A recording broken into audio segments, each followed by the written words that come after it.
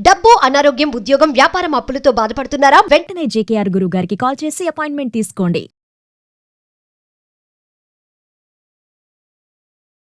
నమస్తే, welcome back to Suman TV. ప్రస్తుతం మనతో పాటు ఉన్నారు కేరళ జ్యోతిష నిపుణులు, life coach, money skills, law of attraction, date of birth లేని వారికి పుట్టుమచ్చల శాస్త్రం, ప్రశ్న శాస్త్రం, హస్తరేఖల ద్వారా జాతకాన్ని తెలియజేయగలిగే బ్రహ్మశ్రీ డాక్టర్ జేకేఆర్ గారు ఉన్నారు. గురుగారితో మాట్లాడదాం.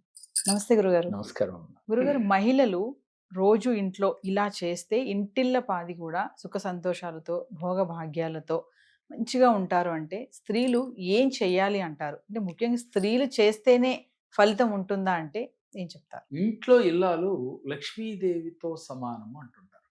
అంటే మనం ఇల్లాలని చూసి ఇంటిని చూసినా, ఇంటిని చూసి ఇల్లాలని చూసినా ఎలా ఉంటారో ఇంట్లో అనేది చెప్పొచ్చు అని కూడా మన పెద్దలు చెప్తారు.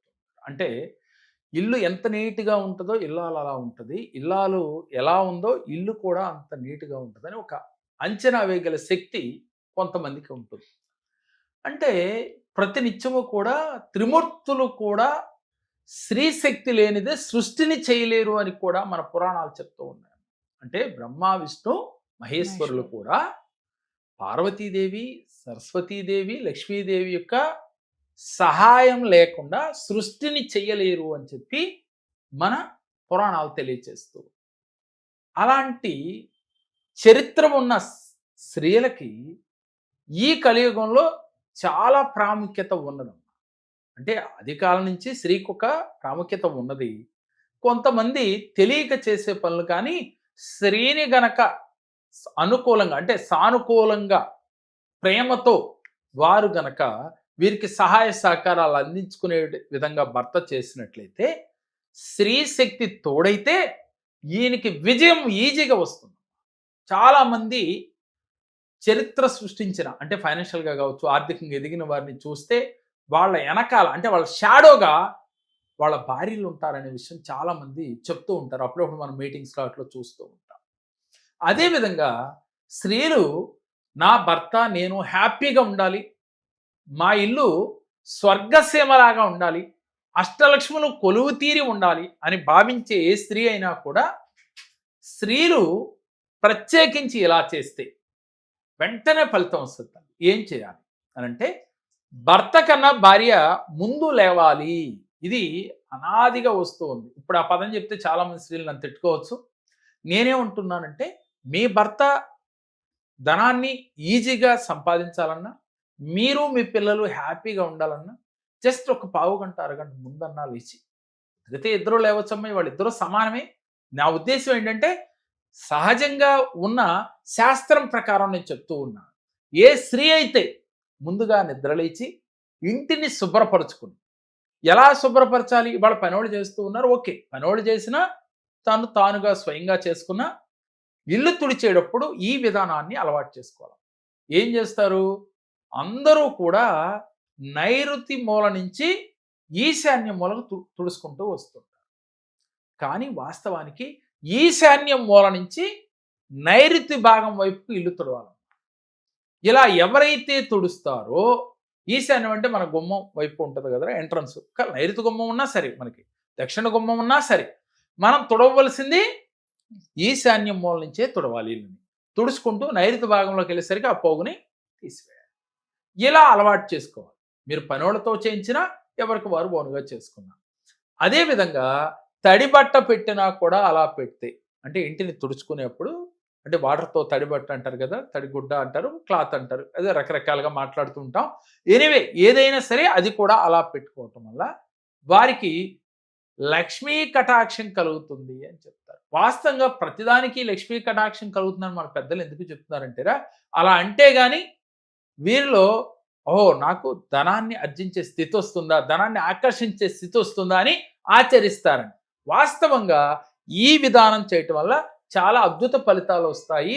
చాలామంది చేస్తూ ఉన్నారమ్మా, బాగుందని చెప్తూ ఉన్నారు. ఎవరికైనా ఇప్పటికీ అందరికీ తెలిసే ఉండొచ్చు, తెలియని వారు ఆచరిస్తారనే ఉద్దేశంతోనే చెప్పటం. దీనితో పాటుగా ఇంట్లో నెగిటివ్ ఆరా లేకుండా చూసుకోవాలి. ప్రతిరోజు 5 గంటలకే మీరు పూజ చేసుకోవాలి. ఈ పూజ ఎందుకని 5 గంటలకు చేయాలి అనంటే, ఆ సమయంలో ఒక డివైన్ పవర్ ఉంటుందమ్మా ప్రకృతిలో, ప్రశాంతంగా ఉంటుంది. అంటే ఏదైనా ఊరు వెళ్ళాలంటే ట్రాఫిక్ లేకుండా ఎలా వెహికల్ వేసుకుని ఫ్రీగా వెళ్ళొచ్చో, మనం చెప్పే సంకల్పాలు భగవంతుడు చేరటానికి ట్రాఫిక్ లేకుండా ఉంటాయి. అందువల్ల ప్రతిరోజు ఒక టైం పెట్టుకుని ఆ టైం ప్రకారమే భగవంతుడిని ఆరాధన చేయాలి. భగవంతుడిని ఆరాధన చేసేటప్పుడు కూడా పంచభూతాలతో భగవంతుడితో మమేకమై మీరు ఆరాధన చేయాలి. చేసి ఇంటిని శుభ్రపరుచుకున్నప్పుడు మీరు ప్రతిరోజు సాయంత్రం వేళ సాంబ్రాణి ధూపం వేస్తూ ఉండాలి. ఏ ఇంట్లో అయితే సువాసనలు వెదజల్లుతూ ఉంటాయో, ఏ ఇంట్లో అయితే ఎప్పుడు నీట్గా ఉంటుందో, ఏ ఇంట్లో అయితే బూజులు లేకుండా ఇల్లంతా శుభ్రంగా ఉంటుందో ఆ ఇంట్లో అష్టలక్ష్ములు కొలువు తీరుంటారు. మరి ఇవన్నీ పురుషుడు చేస్తాడా అంటే చేస్తే నెంబర్ 1. కానీ మ్యాక్సిమం స్త్రీలకే ఎక్కువగా పట్టించుకుంటారు. కాబట్టి ఏ స్త్రీ అయినా సరే తన భర్త వ్యాపారంలో నెంబర్ 1గా ఉండాలి అంటే ఇంట్లో ప్రశాంత వాతావరణం ఉండాలి. ఇంట్లోకి రాగానే తన భర్త ప్రశాంతంగా నిద్రపోవాలి. ఇద్దరు అన్యోన్యంగా ఉండాలి. ఒకళ్ళొకళ్ళు షేర్ చేసుకుంటూ ఉండాలి. అంటే ఈ రోజు జరిగిన విషయాలన్నీ ప్రతిదీ భార్యతో షేర్ చేయాలి. భార్య సలహాలు తీసుకోవాలి. అందుకే భార్యని ఏ రూపంలో పోలుస్తున్నారు చూడరు. మంత్రిగా పోలుస్తారు, అలాగే రంభగా పోలుస్తారు. అంటే ఏ యాంగిల్లో చూసినా భార్య సహాయ సహకారాలు ఉంటాయి, అందుకుని తీరాలి. అప్పుడే తన భర్త విజయ పదంలో ముందుకు వెళ్తాడు. నీదొక దారి నాదొక దారి అని గనక ఏ భర్త భార్య ఉంటారో వారి జీవితంలో తాత్కాలికంగా వెళ్ళినప్పటికీ వీరికి శాశ్వతంగా హ్యాపీగా ఆనందంగా ఉండలేరు, అష్టైశ్వర్యాలు పొందలేరు. ముఖ్యంగా 2 ఎడ్డు బండి ఉన్నాయి అనుకో, అంటే 2 ఎడ్ల బండికి ఒక ఎద్దు లాగి ఒక ఎద్దు లాగుతుంటే బండి సజావుగా వెళ్తుందా? అదేవిధంగా భార్యాభర్తలు కూడా అదే కదా. ఈ బంధం అనేది అదే. ఈ 2 కలిపి కడితే బండిని సజావుగా తీసుకువెళ్తుంది. ఎప్పుడైతే ఒక భార్య భర్తలుగా వీరు ఏర్పడిన రోజు నుంచి బండి సజావుగా తీసుకెళ్లాలంటే ఒకళ్ళనొకళ్ళు షేర్ చేసుకుంటూ ఒకళ్ళ పట్ల ఒకళ్ళు ప్రేమానురాగాలు కలిగి ఉండాలి. ఒకళ్ళనొకళ్ళు గౌరవించుకుంటూ ఉండాలి. చిన్న చిన్న విషయాలకి ఒకళ్ళనొకళ్ళు తిట్టుకుంటూ అలాగే తక్కువ చేసి మాట్లాడుతూ ఉండరాదు. నీకేం తెలుసులే అనకుండా భార్య సలహాలు తీసుకుంటూ, అది మీకు ఇష్టమున్నా ఇష్టం లేకపోయినా నచ్చితే ఆచరించు, నచ్చకపోతే సైలెంట్గా ఊరుకో. కానీ ప్రతిదీ భార్య సలహాను పొందుతూ మీరు వెళ్ళాలి. ఇలా ఏ ఇంట్లో అయితే జరుగుతుందో ఆ ఇల్లు సుఖశాంతులతో ఉంటుందమ్మా. ఆనందకరమైన సంతోషకరమైన ఇళ్ళుగా తయారవుతుంది. మనం ఇందాక అనుకున్నాం, అష్టలక్ష్ముల నిలయంగా మారాలి అంటే ఇంట్లో గొడవలు ఉండకూడదు.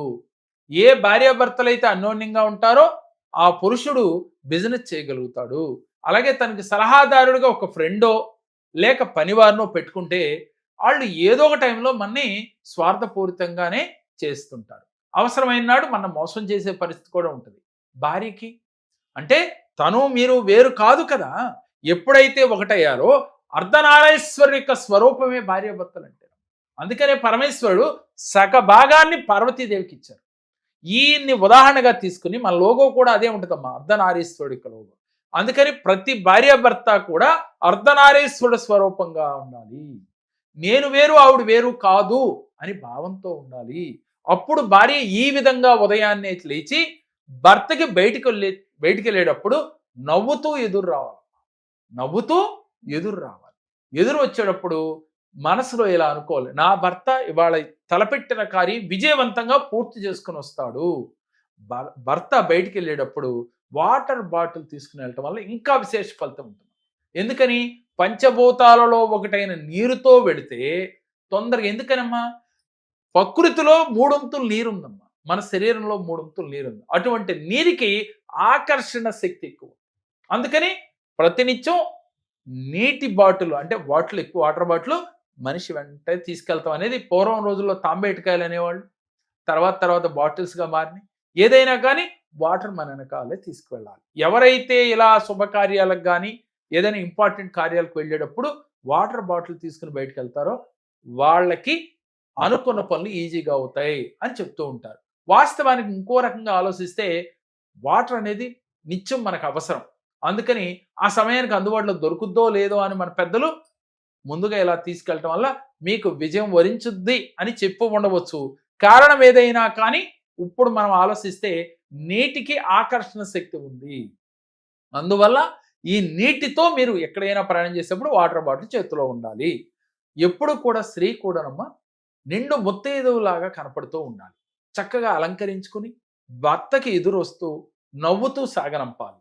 అలాగే ఏ పని చేసినా భార్య ప్రతినిత్యము కూడా భర్తకి సలహాలు ఇచ్చేటప్పుడు కూడా ఆచితూచి ఇస్తూ ఉండాలి. అంటే ఇక్కడ ఏది మాట్లాడినా అవతల మనసు బాధించకుండా ఒకళ్ళనొకళ్ళు మాట్లాడుకుంటూ ఉండాలి. ఇలా ఎవరైతే దైనందిన జీవితంలో భార్యాభర్తలు ఉంటారో, అలాగే ఏ స్త్రీ అయితే ప్రతినిత్యం ఇలా చేస్తుందో, ప్రతినిత్యము జుట్టు విరబోసుకోకుండా చక్కగా జడ వేసుకుని నుదుటిన కుంకుమ పెట్టుకుని పాపిట సింధూరం పెట్టుకుని ఏ స్త్రీ అయితే ఉంటుందో ఆ ఇంట లక్ష్మీదేవి త్రష్ట వేసుకుని కూర్చుంటున్నాం. అంటే స్త్రీ కళకళలాడుతూ ఉన్న ఇంట్లో లక్ష్మీదేవి యొక్క అనుగ్రహం వెల్లులాగా ఉంటుంది.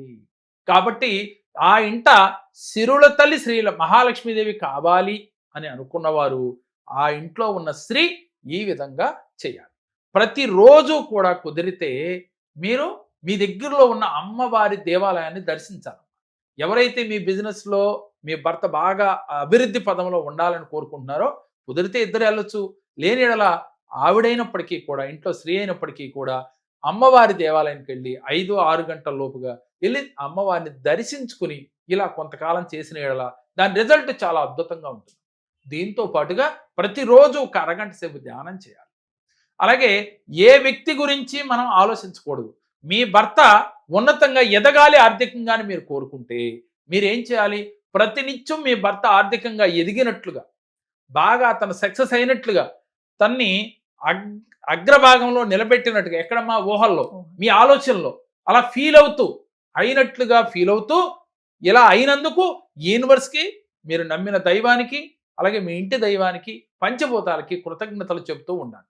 సీరియల్స్ చూడటమో, లేక పక్కింటి వారి కోసమో, లేక మీ బంధువుల్లో ఏదో కొన్ని తలుసుకుని వాళ్ళు ఇలా అన్నారు ఇలా అన్నారని లేక ప్రతినిత్యం ఫోన్లోనో ఉండటం కాకుండా మీరు ఆనందంగా ఉండాలి, అష్టైశ్వర్యాలతో ఇల్లు కళకళలాడుతూ ఉండాలంటే ప్రతినిత్యం ఆ ఇంట్లో ఉన్న స్త్రీ ఇలా భావిస్తూ ఉండాలి. ఎందుకంటేనమ్మా ఆడపిల్ల ఎవరైనప్పటికీ కూడా లక్ష్మీ స్వరూపమే అంటాం.